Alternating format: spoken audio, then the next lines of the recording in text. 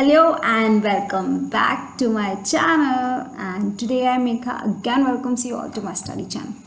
And before starting my channel, you can check out my channel's link here, and you can simply subscribe us so that आपको मेरे channel के सारे notification आपके notification बार में easily मिल जाएंगे. And in this video we are going to study part 2 of devotional path to the divine. And I know that मैं थोड़ा सा लेट हो गई हूँ 6 days की लीव के बाद मैं ये पोस्ट डाल रही हूँ, बट नो प्रॉब्लम, स्टिल आप मेरी वीडियो देख पाएंगे. जो पार्ट 1 का लिंक है वो आपको डिस्क्रिप्शन बॉक्स में इजीली अवेलेबल हो जाएगा. एंड होप अगर पसंद आती है पूरी देखिए, अगर अच्छी लगती है then hit like subscribe and share to my channel, and ज़्यादा अच्छी लगती है then share it to. And let's begin with our video. Now let's begin with Natpatis, Siddhas and Yogis. A number of religious groups that emerged during this period criticize the rituals and other aspects of conventional religion and the social order using simple logical arguments. As we have studied in the previous part, हमने जो previous part था उसमें पढ़ा था कि बहुत सारे 7th से लेके 9th century का कुछ ग्रुप्स आए जो कि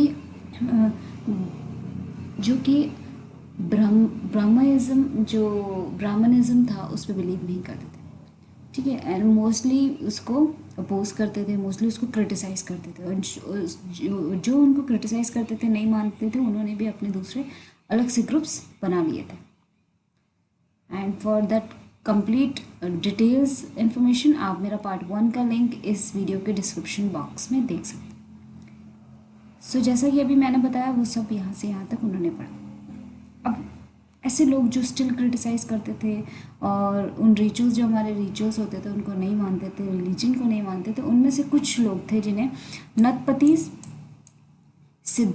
सिद्धाचारास एंड योगीज कहा गया, ठीक है. इनमें से ये तीनों के ग्रुप भी थे, इन 3 काइंड ऑफ लोगों के. The advocated renunciation of the world, ठीक है.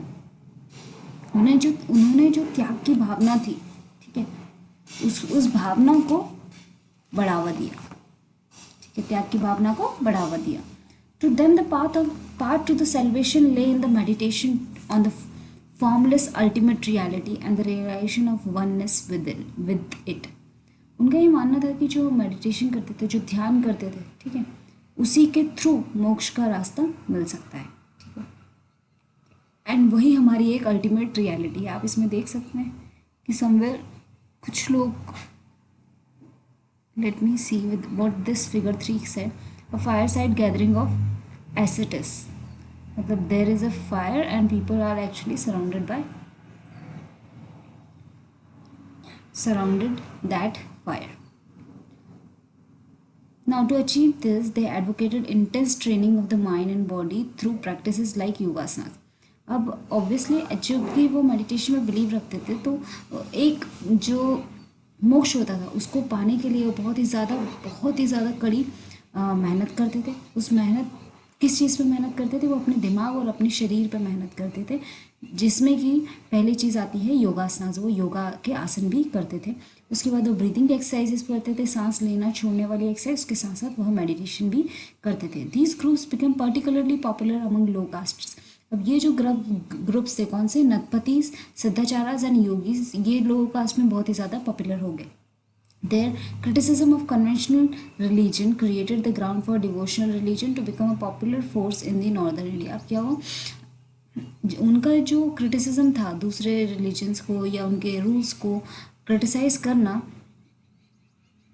करना और अपनी चीज़ों को आगे बढ़ावा देना, लाइक अपने योगासनास को, अपने मेडिटेशन को, अपने डिवोशन को, कहीं ना कहीं उनकी ये भावना बहुत ही ज़्यादा लोगों में उस टाइम पॉपुलर होने लगी, तो इसलिए बहुत ज़्यादा और नॉर्थ इंडिया में फैलने लग गई. नेक्स्ट हमारा है इस्लाम and Sufism. Islam and Sufism की बात हो रही है.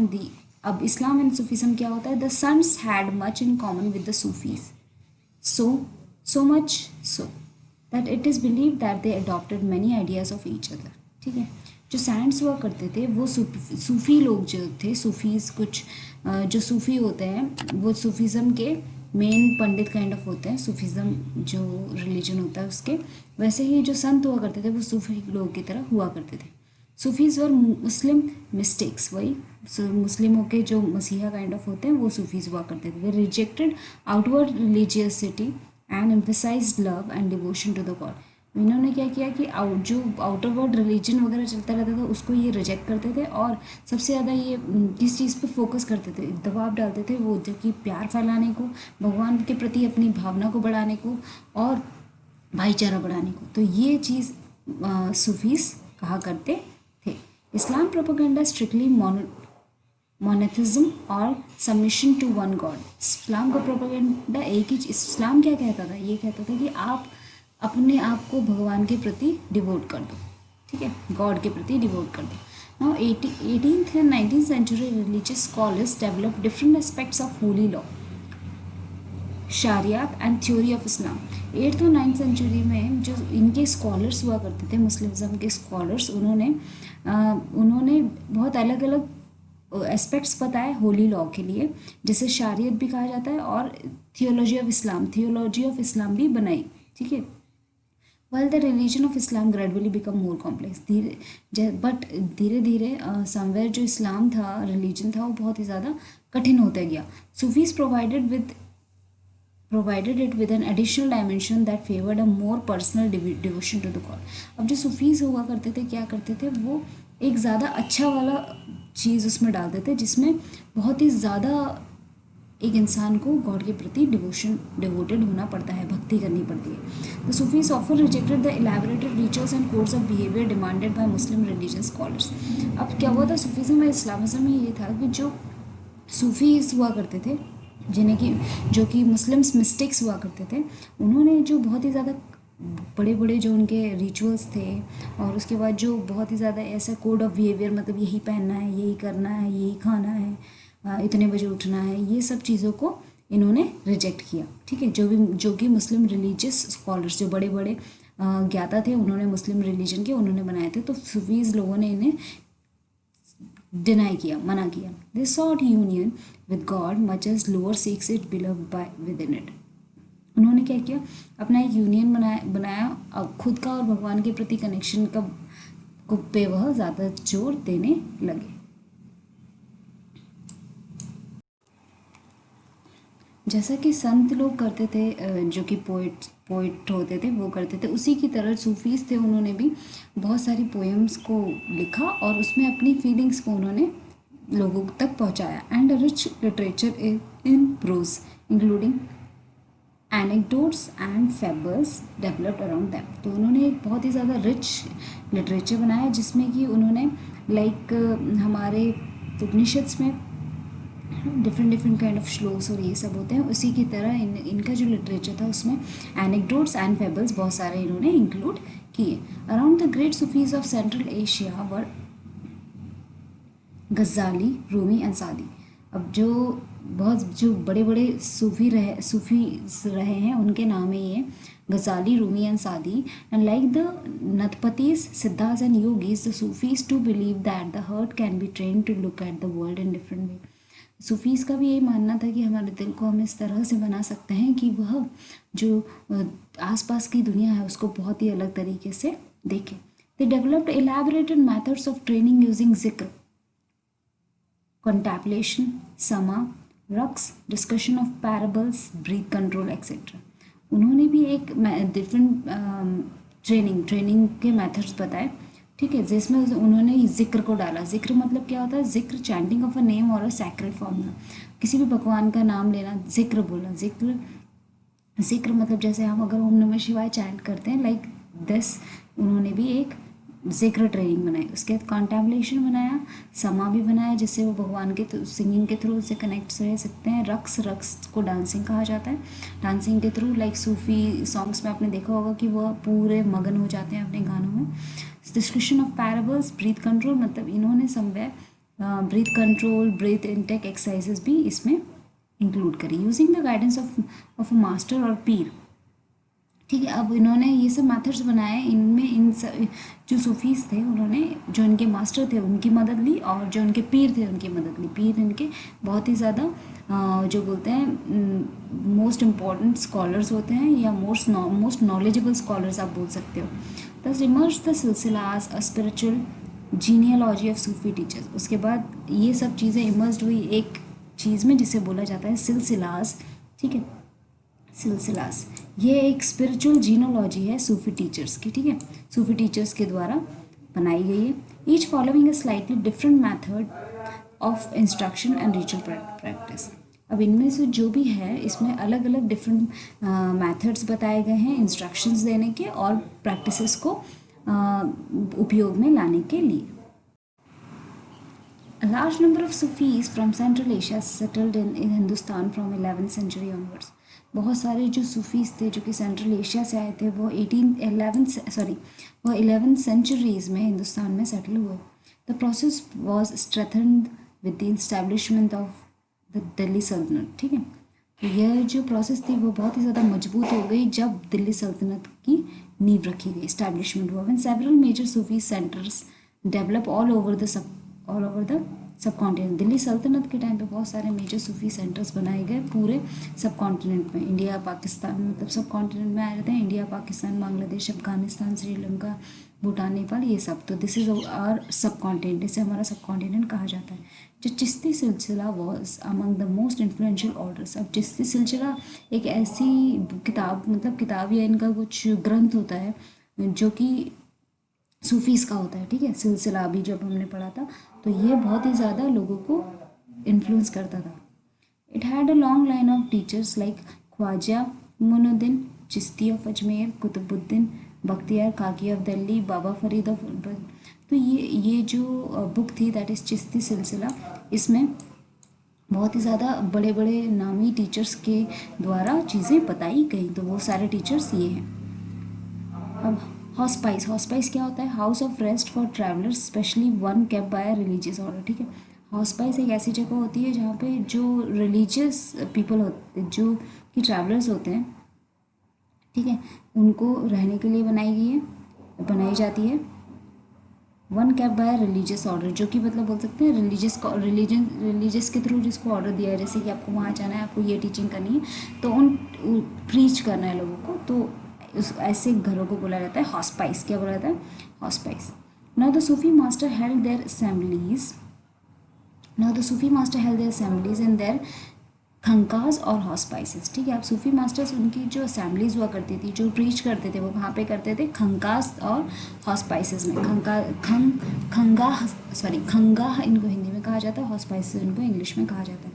Devotees of all the description including member of royalty. अब क्या क्या डिस्क्रिप्शन क्या क्या देते थे? That is royalty and nobility.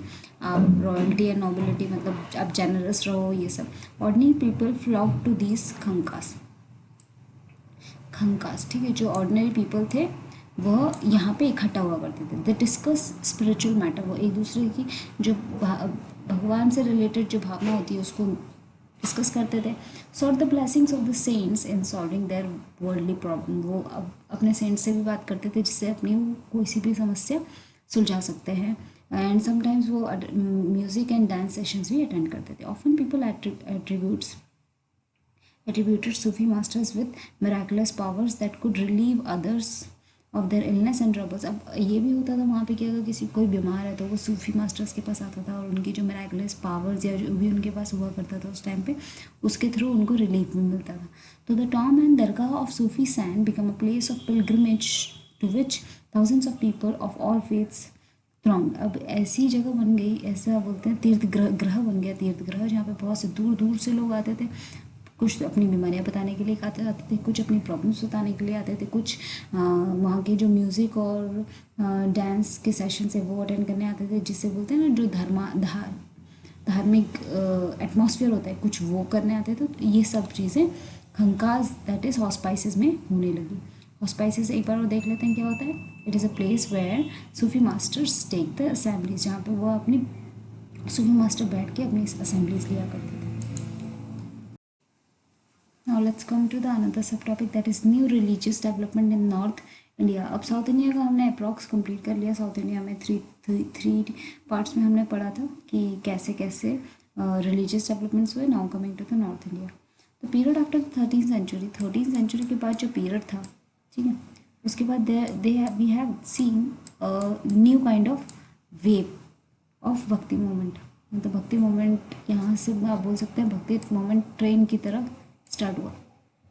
This was an age when Islam, Brahmanical Hinduism, Sufism, various strands of Bhakti, and the Natpatas, Siddharth yogis, influencers, Alvars and आप म्यांमार्स भी बोल सकते हैं, ये सब आए थे।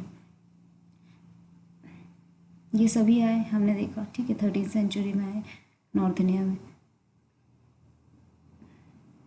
बहुत सारे लोग आए, like so many peoples have come, especially craft person, peasants, traders, labourers thronged to listen the new saints idea। मतलब ऑब्वियसली जैसे जैसे सेंट्स रीचिंग इंक्रीज करने लगे वैसे वैसे लोग भी लोगों की बोलते हैं असेंबलीज इंक्रीज होने लगी। असेंबलीज में low caste people, high caste people सभी लोग जाने लग गए।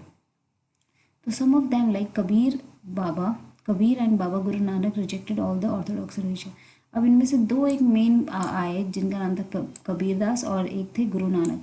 इन्होंने सारे जो पुराने ख्यालात के रिलीजन्स वगैरह ऑर्थोडॉक्स जो भी रिलीजन्स थे उन सभी को रिजेक्ट किया, ठीक है। अब जो तुलसीदास एंड सूरदास आए accepted existing beliefs and practices but wanted to make this accessible to all. अब क्या तुलसीदास और सूरदास आए थे, उन्होंने बहुत सारी जो बिलीव्स और मतलब जो धारणाएं थी और जो लोग करा करते थे प्रैक्टिसेस भगवान के लिए, उन सभी को एक्सेप्ट किया।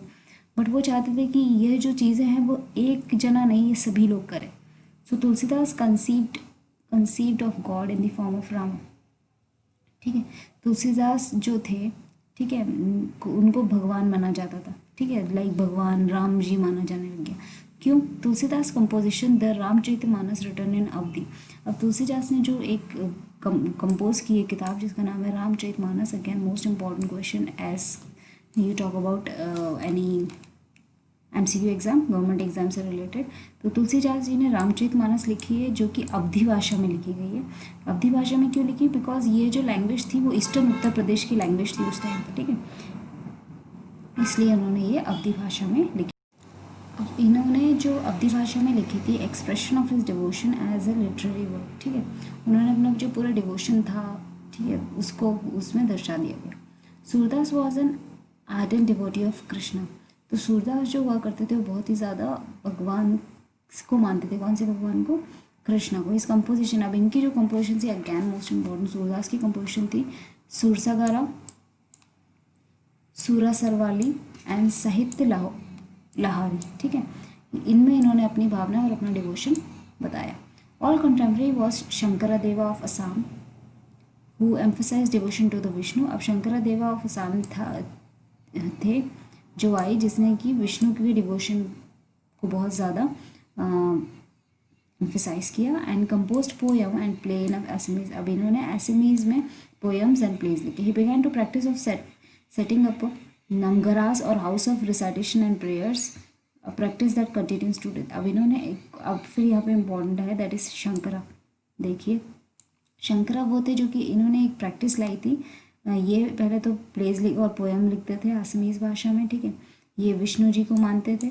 उसके बाद इन्होंने एक प्रैक्टिस स्टार्ट करी थी, the practice of setting of namghars, ठीक है, नमघर्स या हाउसेस ऑफ नमघर्स रखने की प्रैक्टिसेस स्टार्ट करी थी। नमघर्स एक ऐसे हाउसेस होते हैं जहाँ पे पोएम रिसाइट की जाती हैं, प्रेयर रिसाइट की जाती हैं, ठीक है, और ये जो प्रैक्टिस है आज तक असम में चलती आ रही है। तो ये चीज़ याद रख लीजिए। फर्स्ट ऑफ ऑल सूरदास की कंपोजिशन दैट इज सुरसंगारा, सुरा सरस्वती, साहित्य लहारी, ठीक है। एंड शंकरा ऑफ असम कौन थे? He was devotee of Vishnu. उसके बाद he writes play in Assamese. उसके बाद he started practice of namghars house of recitation of prayers and poems. This tradition also included sant like Dadu Dayal, Ravidas, Mirabai, ठीक है। ये जो ट्रेडिशन थे ये इन संत ने भी फॉलो किए, लाइक दादू दयाल, रविदास एंड मीराबाई ने भी। मीराबाई कौन थी? Mirabai was a Rajput princess थी जिनकी राजघराने में शादी, मेवाड़ के राजघराने में शादी हुई 16th सेंचुरी में। Mirabai become a disciple of Ravidas, Ravidas की ये चेली बन गई। चेली मतलब उनकी प्रैक्टिसेस को मानने लग गई। A saint from a caste consider untouchable, Mirabai Ravidas कौन थे, जो कि ऐसी कास्ट से बिलोंग करते थे जिन्हें शूद्र कहा जाता था, मतलब अनटचेबल्स की कास्ट से। बट मीराबाई रॉयल फैमिली की होने के बावजूद इनकी शिष्य बन गई, ठीक है, शिष्य बनी थी। तो ये चीज़ भी बहुत इंपॉर्टेंट है माइंड में रखने के लिए। अब जो ये थे ये जो थे हमारे सूरदास, ये डिवोटी थे कृष्णा जी के, ठीक है। ये कंपोज इननिमरेबल भजन, इन्होंने बहुत सारे भजन लिखे, इन्होंने बहुत ही ज़्यादा जो अपना डिवोशन है बहुत ही ज़्यादा लोगों के सामने एक्सप्रेस किया इन द फॉर्म ऑफ भजन। उसके बाद इन्होंने बहुत सारे सॉन्ग्स लिखे, ठीक है, जिसमें इन्होंने बहुत अपर कास्ट को चैलेंज किया and become very popular with the masses in the Rajasthan and Gujarat और राजस्थान में इनकी बहुत ही ज़्यादा पॉपुलैरिटी उस टाइम पे बढ़ चुकी थी। बिकॉज समवेयर मेवाड़ की राजकुमारी अगर इनकी शिष्य बन गई तो बहुत बड़ी चीज़ हो जाती है ना उस टाइम पे लोगों के लिए। The unique feature of most of the sant is that their work were composed in regional language and could be sung. अब इनका एक यूनिक फीचर था क्या, ये अपनी खुद की बोलते हैं ना ऑर्डिनरी भाषा में लिखते थे, ठीक है, रीजनल लैंग्वेज में लिखते थे और इजीली लोग उसको समझ सकते थे और उसको लोग गा भी सकते थे। They become immensely popular and were handed down orally from generation to generation. अब इतनी ज़्यादा एक्सट्रीमली पॉपुलैरिटी आ चुकी थी और उसके बाद जो इनके भजन हुआ करते थे वो orally generation to generation transfer होते हैं। लाइक आज भी हमें भी बहुत सारे भजन सिखाए गए हैं। हमारे दादू ने हमारे डैडी को सिखाया, डैडी ने हमें सिखाया। तो it is a kind of हम बोल सकते हैं ना बहुत सारे भगवान के इन्हीं के गाए हुए बहुत सारे भजन हमें भी आते हैं। तो ऐसे ही from generation to generation it transfers from one generation another generation. Usually the poorest most deprived community and women transmitted these songs, often adding their own experience. Thus the songs we have. So similarly, by the time passed by, these songs have become part of our living popular culture. भगवान के songs है तो obviously people will start loving it. भगवान के गाने किसको अच्छे नहीं लगते, तो बस यही था कि इनको उस टाइम से लेके आज तक भी उतनी ही पॉपुलैरिटी मिल रही है। Now here I want to wrap up this chapter. Hope आप लोगों को अच्छा लगा होगा and I have included each and every line in my this explanation and podcast, आप जो भी बोल सकते हो। तो अगर आपको अच्छा लगा है then hit like, subscribe and share to my video and